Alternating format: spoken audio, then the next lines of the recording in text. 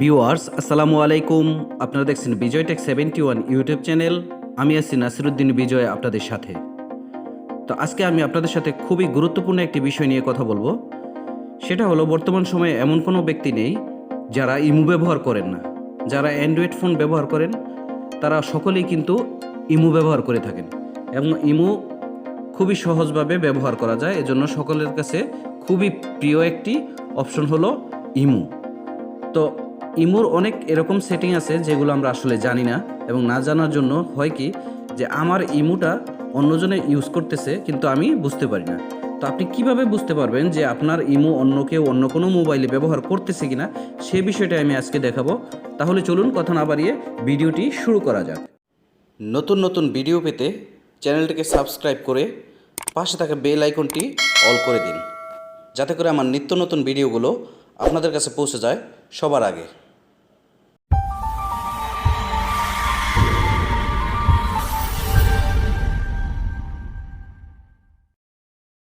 বন্ধুরা, আপনার ইমো অন্য কেউ গোপনে ব্যবহার করতেছে কিনা এই বিষয়টা দেখার জন্য প্রথমে আমাদেরকে যে কাজটি করতে হবে, আমাদের ইমো অ্যাপসের ভিতরে চলে যেতে হবে। তো আমি আমার ইমো অ্যাপসে চলে আসলাম। ইমো অ্যাপসে আসার পর এখান থেকে আপনারা দেখতে পাচ্ছেন উপরে কোনায় বাম পাশে একটি লোগো দেখা যাচ্ছে। তো এই লোগোর উপরে ক্লিক করতে হবে, এটাকে বলে প্রোফাইল। আপনি এই প্রোফাইলের উপরে ক্লিক করবেন। প্রোফাইলের উপরে ক্লিক করার পর এমন একটি ইন্টারফেস আসবে। এখান থেকে আপনি আপনার সেটিং অপশনের ভিতরে চলে যাবেন। আমি আমার এই সেটিংয়ের ভিতরে চলে যাচ্ছি। সেটিংয়ে যাওয়ার পর এখান থেকে একদম লাস্টের দিকে এসে দেখতে পারবেন যে অ্যাকাউন্টস অ্যান্ড সিকিউরিটি নামে একটি অপশন আছে। এই অপশনের উপরে ক্লিক করতে হবে। এখানে ক্লিক করার পর আপনারা দেখতে পাবেন যে ম্যানেজ ডিভাইস নামে একটি অপশন আছে। এই ম্যানেজ ডিভাইসের উপরে ক্লিক করতে হবে। ম্যানেজ ডিভাইসের উপরে ক্লিক করার পর দেখতে পাচ্ছেন আমি যেই মোবাইলে ব্যবহার করতেছি বর্তমানে ইমো, সেটার পাশে লেখা আছে কারেন্ট, সেটা হচ্ছে রিয়েলমি সেট।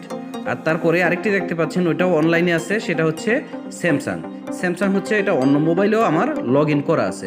তো আপনি কিন্তু এখানে আসলেই বুঝতে পারবেন যে আপনার এই ইমোটা অন্য কোনো মোবাইলে ব্যবহার হচ্ছে, বা তারও বেশি যদি একাধিক মোবাইল থাকে, দেখা যায় যে এখানে 3 নাম্বার 4 নাম্বার 5 নাম্বারে আরও মোবাইল দেখাচ্ছে, তার মানে আপনার একাধিক ফোনে কিন্তু এই আপনার অ্যাকাউন্টটি লগ ইন করা আছে এবং সে গোপনে চালাচ্ছে, আপনি বুঝতে পারতেছেন না।